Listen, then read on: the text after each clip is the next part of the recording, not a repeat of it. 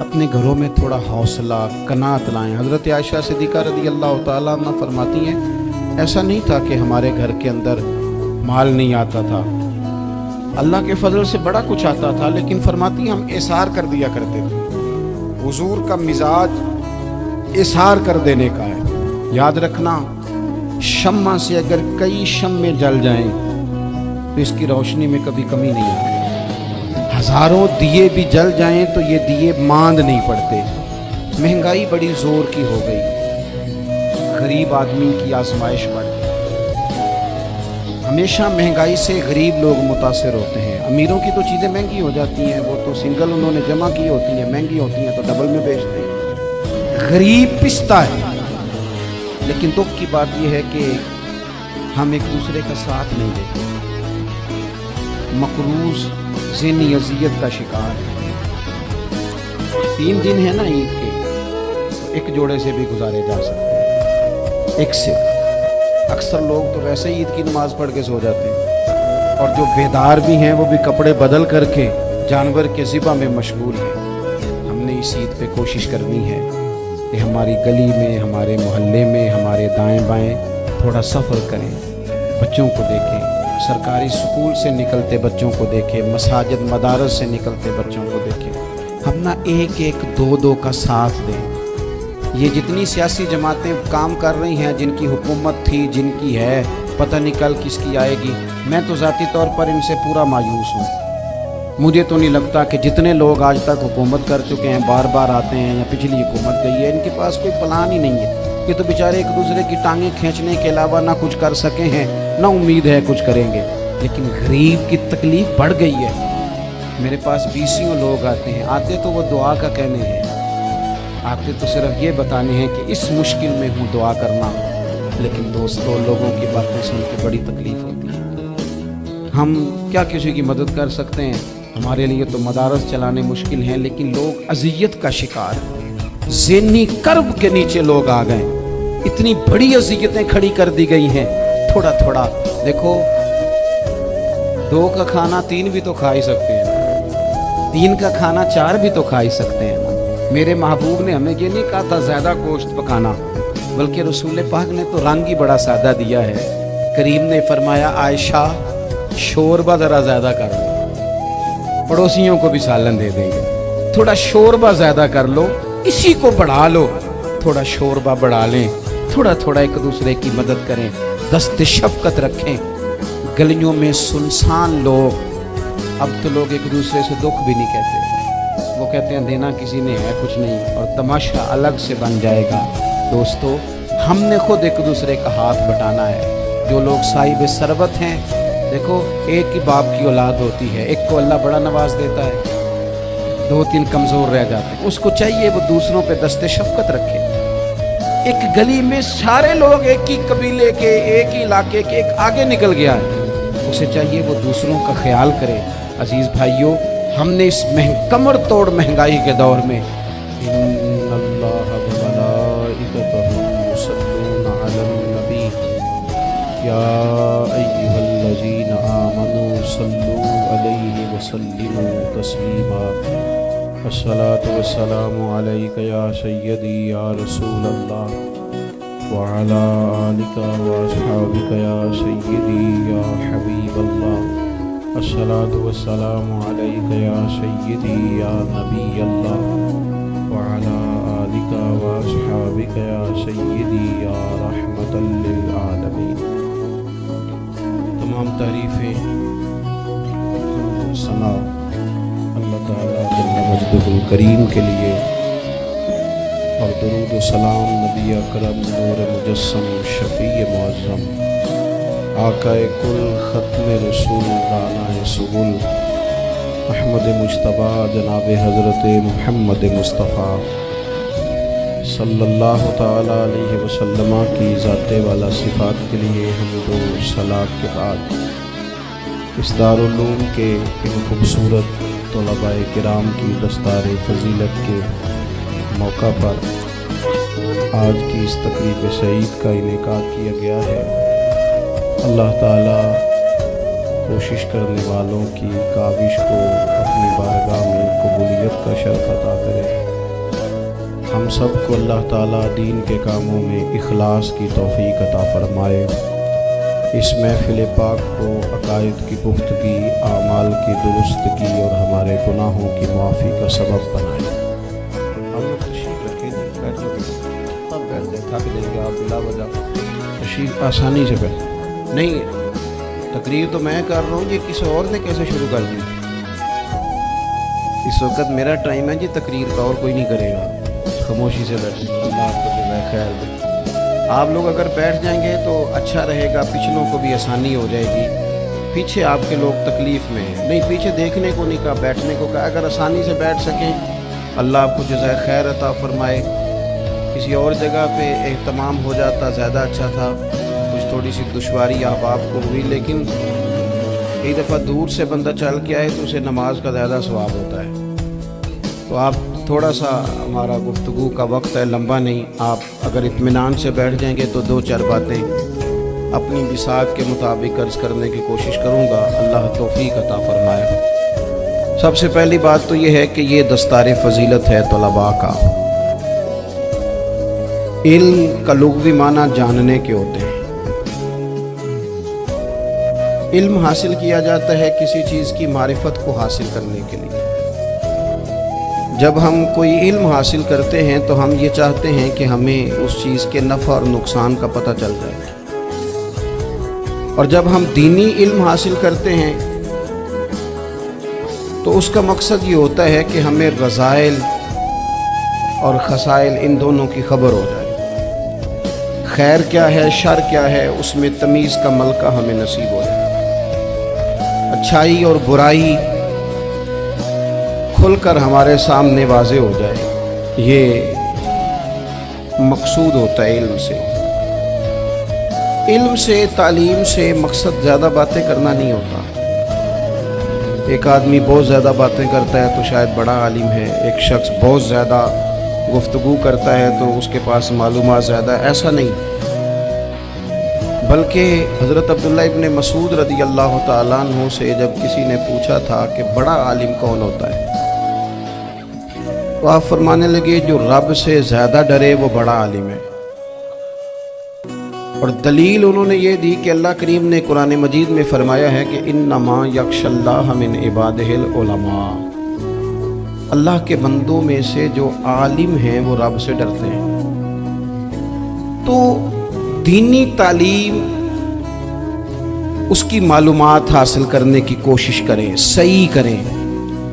कुरान मजीद की एक आयत करीमा का कुछ हिस्सा जो मैंने तिलावत किया, उसमें अल्लाह करीम ने फरमाया अपने महबूब से, कहा वकुर रब्बि ज़िदनी इल्मा, ए महबूब आप मेरी बारगाह में ये दुआ मांगें, आप ये अर्ज़ करें कि ए रब मेरे इल्म में इजाफ़ा कर दे, ए मालिक मेरे इल्म में इजाफ़ा कर दे। बहुत सारी चीज़ें ऐसी होती हैं जिनकी ज़्यादती ठीक नहीं होती, वो ज़्यादा हो जाए तो नुकसान करती है। लेकिन इल्म एक ऐसी चीज़ है कि जिसके बारे में रब करीम ने कहा कि महबूब आप दुआ मांगें कि आपको ज़्यादा इल्म दिया जाए। और फिर इल्म एक ऐसी चीज़ है कि कोई भी आदमी ये दावा ना करे कि मैंने अब बड़ा हासिल कर लिया है, मेरी अब तकमील हो गई है, मैं अब मुकम्मल हो गया हूँ। जिनको अल्लाह ने गैब के ख़जानों की कुंजियाँ दी हैं ना, उनसे भी रब करीम ने कहा है कि महबूब आप दुआ करें कि मालिक मेरे इल्म में इजाफ़ा कर दे। तो जब वहाँ तक ये बात है तो फिर आम आदमी को भी चाहिए कि वो अपनी मालूमात में इजाफे का शौक़ पैदा करे। और तीसरी बात ये कि जो हुजूर के इल्म शरीफ पर बात करते हैं वो भी इस आयत से सीखें कि हुजूर का इल्म तो हर रोज़ रब उसमें इजाफा फरमा रहा है, तो हर रोज़ इजाफा हो रहा है। वलल आखिरतु खैरुल लका मिनल ऊला, हर रोज़ तरक्की हो रही है हुजूर के इल्म शरीफ की भी। तो हमारे यहाँ ज़्यादातर लोग बात इसलिए सीखते हैं कि मैं कोई कहीं से मसला सीखूंगा फिर जाके अपनी मस्जिद के इमाम को तंग करूँगा, तो वहाँ तो मैं ये सुन के आया हूँ तो यहाँ ये काम क्यों नहीं होता। मैं कोई बात सीखूंगा तो फिर मैं उससे बहस का दरवाज़ा खोलूँगा। इल्म का मतलब ही अपने आप को संवारना है। मालूमात हासिल करने का मतलब ये कि आपके अमल में पुख्तगी आए। آپ کے کردار میں پختگی آئے، آپ نے جو سیکھا ہے آپ اس کے مطابق اپنے آپ کو ڈھالیں۔ مسلم شریف میں موجود ہے، نبی پاک صلی اللہ علیہ وسلم نے دعا مانگی ہے، اے اللہ میں اس علم سے تیری پناہ مانگتا ہوں جو علم تو ہو پر نفع والا نہ ہو۔ جس بندے کے علم نے اسے نفع نہیں دیا، وہ کچھ سیکھ نہیں سکا اس سے، تو اس کا علم کسی کو کیا نفع دے گا؟ جب خود سے اس نے، اور صوفیہ کرام تو فرماتے ہیں کہ جو لوگ بڑی معلومات حاصل کر لیں، بڑی باتیں سیکھ لیں، پنچایت میں کسی کو بولنے نہ دیں، گھر میں کسی کو بولنے نہ دیں، بہت سارے لوگ تو علماء کو بھی مشورہ دیتے ہیں، بڑی باتیں کرے لیکن عمل کے لحاظ سے بندہ زیرو ہو، اہل دل فرماتے ہیں اس کی صحبت سے بچو۔ اسے بڑا پتہ ہے، بڑی باتیں آتی ہیں، بڑی باتیں آتی ہیں، بڑی باتیں کرتا ہے، لیکن گفتگو کی حد تک تو بہت بڑا ہے، عمل کے معاملے میں صفر ہے۔ بہت سارے لوگ مسجد کے حجرے میں میٹنگ ہو رہی ہوتی ہے اور وہ لمبی لمبی دلیلیں اور مشورے دے رہے ہوتے ہیں، نماز کا ٹائم آ جائے تو اٹھ کے چلے جاتے ہیں، کہتے ہیں میں اپنے محلے کی مسجدیں پڑھ لوں گا۔ کئیوں کو کام یاد آ جاتا ہے۔ فرمایا کہ شخص کے پاس معلومات بڑی ہوں لیکن عمل کے معاملے میں بندہ زیرو ہو تو اسے بچنا کیوں؟ اس لیے کہ اگر پڑھا لکھا آدمی بے عمل ہونا تو وہ اپنی بے عملی پر بھی دلیلیں پیش کرتا ہے، وہ کہتا ہے میں یہ کام نہیں کرتا تو یہ میرے پاس دلیل ہے، وہ تو بے عملی کو بھی مزین کر دے گا معاذ اللہ۔ تو دینی تعلیم ایک تو حاصل اس لیے کریں کہ ہم نے اپنے آپ کو سنوارنا ہے، اور دوسرا علم کا شوق طبیعت میں ہو۔ دیکھیں نا، اللہ کے حبیب صلی اللہ علیہ وسلم نے فرمایا ہے کہ جو علم کے راستے پہ چل پڑا وہ جنت کے راستے پہ چل پڑا ہے۔ جمعوں میں، محفلوں میں کانوں کے ذائقے کے لیے نہ آئیں، اس لیے آئیں کہ میرے علم میں، میرے عمل میں یہ کوئی اضافے کی بات بنے گی، میں کوئی نصیحت حاصل کروں گا تو میرے دل کا زنگ اترے گا۔ ہمارے ہاں یہاں لوگ مزے کے لیے آتے ہیں اور آج کل لوگ فوٹو کے لیے آتے ہیں۔ ان دو کاموں سے نکل کر خالص اصلاح کی نیت سے علم کا شوق، ہمارے ہاں تیزی سے ایک حرکت کی گئی، علماء کا وقار خراب کیا گیا اور لوگوں کو دینی علوم سے دور کیا گیا، اور اس میں بعض بیچارے واعظین اور خطباء نے بھی کردار ادا کیا جب جعلی پیر کی تعریفیں کھول کے کی، اور اسے پتہ نہیں کہاں تک یہ اسٹیج ہوتے ہیں نا، ان میں کوئی بندہ اچھا لگے بھی تو اس کے لیے دعا کرنی چاہیے، تعریفیں نہیں کرنی چاہیے۔ تعریفیں اس کا کوئی فائدہ نہیں ہے، اس بندے کو تو دعا کا فائدہ ہے، اگر آپ کو اچھا لگ رہا ہے تو اسے دعا دے، اس سے زیادہ کچھ نہیں کریں۔ اور ہمارے ہاں جناب وہ نقیب محفل بیچارے کی شامت آ جاتی ہے اگر تعریفیں تھوڑی کریں تو کہتے ہیں انہوں تو نام ہی نہیں لینا ہوتا، وہ بھائی اس کے نام لینے سے آپ کا قد اونچا ہوتا ہے۔ تو علم اور عالم، ان دونوں چیزوں سے قوم کو دور کیا گیا۔ دینی تعلیمات کا فقدان ہے، جو میٹرک تک لوگ 60-70 کتابیں پڑھ جاتے ہیں انہیں بھی قرآن پاک ٹھیک سے نہیں پڑھنا آتا، دور کیا گیا۔ آپ مجھے بتائیے، چلیں ایک مسجد ہی آپ دیکھ لیں، اس مسجد کے اندر اگر ایک طرف ایک عالم دین مشکاہ شریف کھول کے بیٹھے ہوں، حدیث پاک کا درس ہو رہا ہے، یا بہار شریعت کھول کے بیٹھے ہیں، فقہی مسائل بیان کی، اور اسی مسجد میں ایک بابا جی جبہ پہن کے تگڑا سا بڑی سی پگڑی باندھ کے اور 500 دانے والی تسبیح لے کے بیٹھے ہیں، اب ایک بندہ اندر آتا ہے تو وہ کدھر جائے گا؟ عالم کی طرف کہ بابا جی کی طرف؟ وہ کیوں جا رہا ہے بھلا بابا جی کی طرف؟ وہ اس لیے کہ ہم نے اسے یہ بتایا ہی نہیں کہ جس طرح سبحان اللہ سبحان اللہ سبحان اللہ پڑھنا عبادت ہے نا، اسی طرح دارابا پڑھنا بھی عبادت ہے۔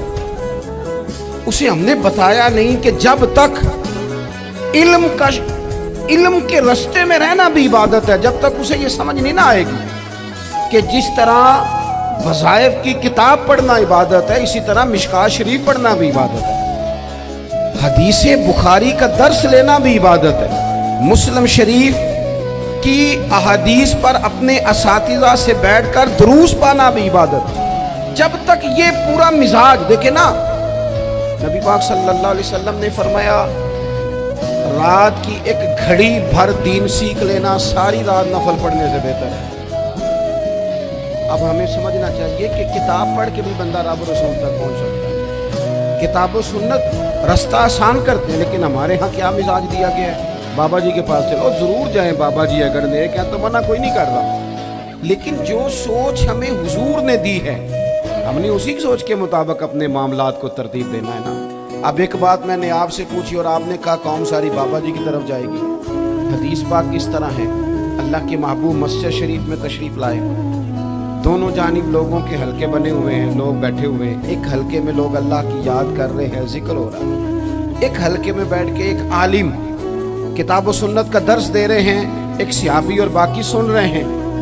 खास तवज्जो करें नौजवान मेरी बात पर, रसूल करीम सल्लल्लाहु अलैहि वसल्लम दोनों के बीच खड़े हो गए और करीम ने फरमाया दोनों महफिलें खैर की हैं, दोनों ही हलके खैर के हैं। और फिर हुजूर फरमाने लगे मुझे चूंकि रब ने उस्ताद बना के भेजा है, मैं चूंकि मुअल्लिम बन के आया हूँ, यतलु अलैकुम आयातिना व युज़क्कीकुम, मैं चूंकि किताब व सुन्नत की तालीम के लिए आया हूँ।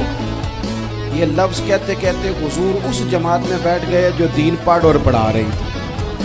हुजूर वहाँ बैठे जहाँ बात दीन की हो रही, जहाँ लोगों को अल्लाह रसूल की बात बताई जा रही। तो जुमे में वक्त पे आए, अपनी दीनी मालूमात मजबूत करें और अपने लिए मजबूत करें। मैं आपको बड़े दर्द से ये बात अर्ज करता हूँ, अगर दिन में 100 लोग मसला पूछते हैं ना शरीयत का, तो उनमें 95 लोग वो होते हैं जो तलाक का मसला पूछते हैं। वालिद साहब ने, बेटी के वालिद साहब ने 2 महीने पहले ऑर्डर दिया होता है फर्नीचर का। बेटे की शादी हो तो महीना पहले शेरवानी वाले को भी कहना पड़ता है, गाड़ियां बुक करानी पड़ती हैं, मैरिज हॉल बुक, ये सारे लवाजमात हम करते हैं, सारा कुछ किया। गाड़ी से घर बसना है, मैरिज हॉल से बसना है, फर्नीचर से बसना है, हमने सारा कुछ उनको बताया। लेकिन काश 2 घंटे बच्ची किसी मुअल्लिमा के पास जाती, बच्चा किसी उस्ताद के पास जाता, निकाह तलाक के मसले भी सीखते। मैं दावे से कहता हूं अगर हमें पता चल जाए कि 3 तलाकें इकट्ठी नहीं देनी चाहिए, क्योंकि दे दें तो हो जाती हैं, अगर हमें समझ आ जाए कि नहीं देनी चाहिए, ये मसला बयान हो, और ये वाले मसले हम महफिलों में भी नहीं बयान कर सकते, इसलिए कि लोग कहेंगे मसला तो वो बयान करेंगे, इस पे नारे लगेंगे, आप कौम को ये क्या बता रहे हैं, ये तो छोटा आलिम बताता है माज़अल्लाह, इस तरह की बातें, तो बड़ी बड़ी को नुक्ते की बात बताएं। तो इस तरह हमारे यहाँ कोई 1 घंटा पहले नहीं कहते तगड़े हो जो मैं जुमला देने लगा, तो पता नहीं जुमला आ रहा है कि एटम बम आ रहा है, तैयार हो जाओ, जो मेरा जुमला ज़ाया ना करना, इधर भाग के चला गया, उधर भाग के आ जाओ। अल्लाह जाने वो जिस तरह कभी लगता है ना पटारी से, अल्लाह जाने क्या निकलेगा, मैं जुमला देने लगा हूँ। तो मैं कहता हूँ तो आराम से बैठ के तू जुमला दे दे, तेरे जुमले से क्या निकलेगा। और तू जुमला ना दे, हमें कोई आयत दे, तू जुमला छोड़ हमें कोई हदीस पाक सुना। यानी हर नकीब, हर खतीब, हर नाखा उठ के कहता है सारा कुरान ही हुजूर की तारीफ है। और भाई अगर सारा कुरान हुजूर की तारीफ है तो चंद आयतें पढ़ दे, फिर तूने पढ़ी तो एक भी नहीं और तू कहता जा रहा है सारा कुरान ही हुजूर की तारीफ। ये वाली तारीफ भी तो सुनाना कौम को, जो ये बच्चे इनके उस्ताद इन्हें सिखा रहे हैं और ये सीख रहे हैं, इस तरफ भी तो सफर करें। तो मेरे अजीज, अगर लोगों को मसाइल का पता चले तो सैकड़ों घर बच जाएं, तबाह बड़े बड़े घर बच जाएं, लेकिन मसाइल नहीं आते। मेरे पास मसला पूछने के लिए कुछ लोग आ गए, तो 4-5 साल का बच्चा भी था जिसके वालिद ने गुस्से में अपनी बीवी को 3 तलाकें दी थी। छोटा सा बच्चा, कपड़े भी फटे पुराने, और हालत बता रही थी कि गरीबी है। वो जब मैंने मसला बताया कि 3 तलाकें हो गई हैं तो वापस जाने लगे, तो बच्चा मुझसे कहता है, देहाती आदमी तो कहने लगा मौलवी साहब मेरी अम्मा ते नानी कहनी असन पूछ के आई आप कि हुण असीं लैदा ही रहना है। तो उस बच्चे की नौनिहाल की वो कैफियत देखी तो मैं रो पड़ा। मैंने कहा यार ये बच्चा बेचारा माँ बाप के होते हुए ये यतीमों जैसी जिंदगी गुजारेगा, क्योंकि बाप ने तलाक दी। किस तरह मसाइल नहीं बताए लोगों को, तालीम से आगाही नहीं किया। और इसमें बहुत बड़ा जुल्म है उन लोगों का भी जो जनाजे पे खड़े होके तो कह देते हैं मेरी तरह के लोग, अच्छे उलमा की बात नहीं करता, वो कह देते हैं देखो जिन लोगों को जनाजा नहीं आता, भैया आपने किस दिन इशा के बाद क्लास लगाई थी जनाजा सिखाने की, ये तो आपने कह दिया लोगों को कुरान की ठीक नहीं आता, تو یہاں تو بیچاری بیبیاں جن کو صحیح پڑھنا نہیں آتا وہ مشن بنا لیتی ہیں کہ میں نے اتنے 100 کو قرآن پاک پڑھانا ہے، بیوہ ہو گئی ہوں، طلاق یافتہ ہو گئی ہوں، ساری زندگی قرآن پڑھاؤں گی۔ ہم کیوں یہ مشن نہیں بناتے، کیوں اس طرف سفر نہیں کرتے؟